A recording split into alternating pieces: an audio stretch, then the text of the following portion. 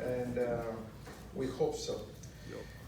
There are a lot of books that help us, and sometimes we don't take the whole content of the book, but we can find things that can help us.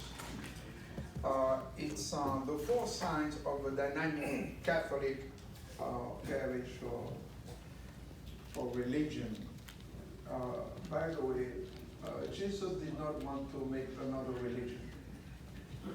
He wanted to perfect the Jewish religion. So we have to remember that religion are very good, but very dangerous. Most of the wars in the world is done because of religion. And it's difficult to find a religious war. So we don't want to start a war within our Catholic religion. We want to follow Jesus, and it's a relationship with God and with one another.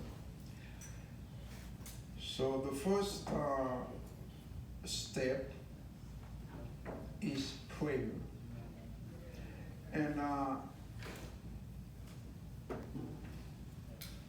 sometimes when I used to say the breviary in community, after each prayer, I will ask my brothers, did you hear what you just read? Did you see what God is sending us to do? To kill people? Sometimes we don't stop and listen, especially in the Old Testament, the language. So we just repeat it, and we don't think about it. But it's prayer, which is that relationship with God. As we were talking about yesterday, we can say the Eucharist over and over again. We can know all the details about it and never understood that the Eucharist is a relationship with the person, Jesus Christ, and we are called to reflect it. Study, and as I've said this morning and yesterday, knowledge, when we went to school, they deformed us. They teach us competition, to do better, and they never taught us to share our knowledge. And they never taught us that we are different. And I remember that I had a friend who was Protestant, who used to go to school, and he was so good in math. He would just listen to the theory and he would get it. But when you put him in an English class or a class of history, he was the dumbest guy in the world. Because that's his gift. We have to understand that not everyone has the same gift. So the best thing we have to teach, and I'm saying that those who have Catholic schools, I have a young man that is in process. I have to call a priest to follow him. He went to the Jesuit school, Cristo Rey in Atlanta. He was an altar boy with me, and the whole time his parents very dedicated, and now he doesn't believe in God. Very intelligent, super intelligent, and what the priest is doing with him is trying to give him St. Augustine, so that he would probably identify. So we teach people good knowledge, but we don't teach them Christian knowledge. And as we know, the book of wisdom, wisdom is God. God is wisdom. So when we say study, it's not to nurture the knowledge so that I can to feel the ego, but it's to study, and through studies, trying to understand the mystery of God. Generosity. And finally, evangelization. So to remember that, to make it dynamic, and everybody has their gifts, talents, and knowledge that make, at least if you ask me, my preference would have, people used to say that, oh, Father Jacques wants to fill the church. And that's a number, I mean, the numbers say a lot. If you have a parish, people are leaving, something is wrong. And if they are not there, how would you evangelize them? So you have to bring them. That's why I never, when a person comes for baptism, I don't give the list of things that you have to do. Oh, you have to be married by church, otherwise I don't talk to you. I have to see you in the system that you're a member. Take time. For example, we used to have 600, about 600 families for catechism. We had 1,000 children in catechism. When I did the registration, I had a meeting with each parent. Each one. Because I'm not going to see them again, but I know why they're not married in church. And because of that, those interviews, we used to have 34 weddings every year. If he had said to them, you don't belong, they would have just walked out and go through. Last night I received a call. There's a couple wanted to get married in church. There were so many difficulties, now they're going to marry in a Protestant church. So I wonder, we don't want to be too flexible, but when we are too rigid, we don't give people a chance to turn around and look for the sacraments and for God. So I will take to remember that what I've said yesterday, and I think Deacon Jeff repeated yesterday, and I mean it for myself. When I'm talking, I'm not talking to you. I'm talking with you and with myself. That's things that I will try to remind me all the time. It's not perfect.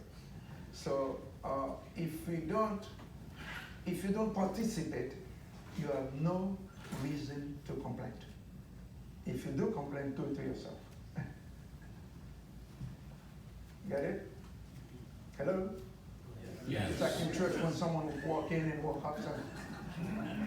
So we don't have democracy in church, although that in this country we tend to do church that way, because this is where a lot of priests from other places are in difficulty with the American faithful. In our country, the priest said something, it's God's word. Yes, Father, even if they're not going to do it. Si, Padre. Si, Padre. Come on, Padre. But in America, we say, tomorrow I'm going to switch. The tabernacle is not going to be in the back, it's going to be in the front. Why, Father? If not, at least you get a letter tomorrow. Such a different way of approaching, to approach the faithful in ourselves. So, if you keep complaining, it's not going to work. Participate. And that's the difference between St. Teresa of Avila and Luther. Luther wanted to change the church from the outside, and look what we have. And St. Teresa of Avila, John of the Cross, they fought it within. And they stayed with the church and questioned it. And same thing with us. We have to be part of it to challenge it. And by the way, thank you for all who've been challenging me, directly or indirectly. So that would make me a better person, a better bishop, to do what God calls me to do. So I don't need your. When we went with the bishops in Rome, and one priest from Latin America asked the Pope, "How do you feel when you know that so many people are criticizing you?" And he said, "I have no problem. They're wasting their time because I know who I am. So they better tell me what the things I don't know about myself." So that's what we were looking at it. So tell it to me, don't tell it to another person. If you care enough, if you for real. So that's what the dialogue that we will have, and also with one another. Tell the person, and it's biblical. It's biblical. You could imagine someone does something, shoot it in Facebook, and there's no way you can take it back. But the Bible says you don't go to the community first, you go to the person. If he doesn't listen, you call another one. If not, oh, by the way, there was a layperson that made an observation yesterday. People are watching us. They said during when the officers were here talking, they said a lot of is texting. So if they're watching you because they are here, they want to talk to you and you are with your phone. So what are you saying to them? We don't care. So it's difficult, even myself, difficult to have that phone on your hand all the time. Well, it's so important because tomorrow then you're going to say, they didn't tell me. I didn't know. When they were told you, you were not listening. So, and the person said some place was sleeping. I said, no, Mom, it's after lunch. They didn't have their siesta. So that's normal. That's normal. You know what I do when I'm preaching, right? When I see someone sleeping, I ask people, get up. And they will get up. I mean, up. And then say, sit down. And say, someone was sleeping, I just woke that person up. So, that's a good but idea. sometimes, you think it's Monday morning, probably that guy went to a party last night. He came at 2 o'clock, 3 o'clock in the morning. So things we don't know. Or he went to the hospital to take. So sometimes we don't even know where people are sleeping, right? But there's a priest who used to sleep all the time. Even when he was celebrating Mass, he was sleeping. And you know how he died? In Canada, he slept on the wheel and died. So that was his way of being, even until death. So going back to what I was saying, so I'm going to give time for a few more questions, and Monsignor Cellini has something to say, and Monsignor Drews will have something to say, both from priest personnel and Presbyterian Council. But we'll take some questions in Spanish. And one of the things that we've been saying in the Spanish speaking, and those who are, from a different American English, it's very hard. People don't know what we suffer to learn a language. When I went to Mexico to learn Spanish, it was difficult because you're becoming like a child again. And that's teach you humility. It's some, Americans have a benefit because you can go anywhere in the world, you'll find English. So you don't have to learn another language, especially when a lot of people are coming. But I think there should be some humility and understanding. And people they are patient with it. People are patient. One thing that I've learned, which is different than French, if you go to France, you say something bad, a French person will not answer you. They will look at you.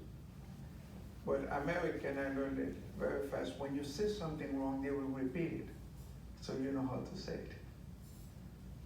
That's a different way of accepting the person is making an effort. I know there are a lot of, when we talk about language, the Spanish speaking have better treatment, maybe others like the Vietnamese and even the Portuguese, that they have the others, we have to learn the language, but because of the quantity, the amount, the numbers of Spanish, so we are obliged to give opportunity. But priests, and as a person that from a congregation, the first thing they taught us, as foreigners, when we go in any country, as Caribbean, you have to learn the culture and the language in order to help the faithful that you are leading. You're a leader. If you don't know where to go, I have priests, and I know Spanish speaking, they have a lay person that will take them anywhere to do translation, and even to drive them. So if you don't know where the police station is, you know where immigration is, and I used to say to my brothers, I would say, you don't know where a lawyer is and you want to help immigrants. If you don't know it, how are you going to teach others? So you have to learn it first. You have to know, integrate in order to be, because our mission is to help because they're not going back to their country. So it helps them to integrate while they remain with their faith and some, and other things that culturally we think that are dear to us. So we'll give, because I know there are a lot of things that the Spanish speaking are saying they would not be able to say it in English from the heart. Entonces yo le voy a dar la oportunidad en este momento de hacer preguntas. Si tú no haces preguntas ahora, no lo hagas después. If you don't say it now, don't say it later. Al ataque. Correcto, al ataque. Correcto. Nadie. Nadie. No hay. Nadie. Sí, sí. Don't be afraid. We will chastise you. That's how we'll be afraid. Solo un comentario. Who's going to do the translation? I think you do a good job, Oscar. Translation. Sí. You want to do it or not? Sí, Anyone sí, to do puede. the translation, Father Tio? Pedro. Pedro, Tio. Okay. Sí. Adelante. Padre, ¿por qué los mexicanos? Yo soy mexicano y soy indio nativo Why mexicano. the Mexicans are Mexican and I'm an Indian? Not Indian. Native Mexican Indian. people. ¿Por qué la gente mexicana busca mucho a los sacerdotes para consejería? No legal consejería ni psicológica. Porque nosotros tenemos una tradición muy antigua, antes, 1000 años antes de que llegaran los españoles, de que la gente de nuestros pueblos escogían a los mejores que eran servidores y eran los sabios del pueblo. Y cuando alguien tenía una consulta, un problema físico, emocional, espiritual, iban con el tlamatini, con el sabio del pueblo, el que iba a iluminar su corazón y su caminar. Cuando yo llego a Estados Unidos, dice, es que yo no necesito que me cuentes tus historias. He escuchado sacerdotes que dicen eso. Dice, yo no soy consejero y no necesito que me cuentes tus historias. Pero la gente va a buscar eso porque es tradición milenaria. No porque no pueda pagar, o a lo mejor no puede pagar, pero porque es la tradición de nosotros. Y como siempre han sido los líderes de la comunidad, los van a buscar. Y si no lo hacemos nosotros, van a ir a buscar a alguien que les dé ese consuelo. You can say it in English, but let me take advantage of saying it. You say Spanish is a language of history. Did you know that? Yes. Because there are a lot of ways to say it, and they keep going. They keep going, right? And French is a language of what? Love. Of love. German? Philosophy. Philosophy and theology. Italian? Music. Music. In English? Business, money. Because you get to the point and that's it. That's a good Filipino. Yeah, why people, the Mexican people, is looking always for the priest for counseling?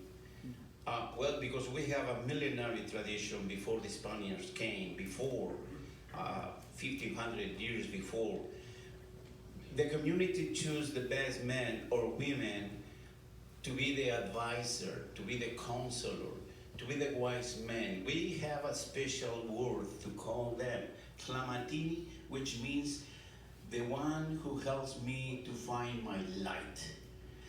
And when I came here and I listened some priests in Los Angeles, not here but in Los Angeles, telling me that I don't know why the Hispanic people came to me telling me many things. I just want to listen the confession. And people is looking for consolation, for peace, for advice, for wisdom, because it's our tradition. So I feel sorry when I see people, they say, I went to another parish and nobody opened the door for me. And I said, it's not because you are Hispanic, because maybe we have no chance to explain them. our tradition. Thank you, Father. My experience working with Mexicans, first of all, if you work with Mexicans, you have to be a super person in terms of time. In terms of time. If they want confession, I will tell them, because there is selfishness also in confession, especially the Mexicans. They're thinking about themselves. There's a line of 20 people waiting. It's half an hour before Mass, and one person wants to take 15 minutes. I would say, you're sinning now. You're selfish. But I will not let that person go. I will make sure that I see you in my office. Mass was at 7 o'clock at night, because if we have Mass during the day for Latinos or young families, we don't want to have Mass weekly. It has to be at night, where people came from work and they can be there. So at 7 o'clock to 8 o'clock, that Mass is probably 8:50.